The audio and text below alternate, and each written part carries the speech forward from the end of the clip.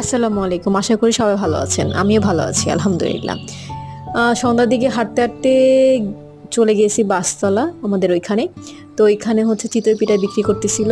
তো চিতই পিঠা দেখলাম অনেক ধরনের ভর্তা আছে। তো আমি ফার্স্টে হচ্ছে শুটকি ভর্তা নিয়ে ট্রাই করা শুরু করলাম। শুটকি ভর্তা, তারপর নিলাম হচ্ছে চিংড়ি মাছের ভর্তা। লাস্ট নিলাম হচ্ছে সরিষা ভর্তা, যেটা অনেক মজা ছিল। যেটা আমি লাস্টে নিয়েও শুধু শুধু খেলাম। তো আন্টি দেখতেছি কি জানি করতেছে, হুট করে দেখলাম যে সে মশলাপাতি দিয়ে একটা কাপের মধ্যে নাড়াচ্ছে, ডিম ফেটে নিয়েছে ভিতরে।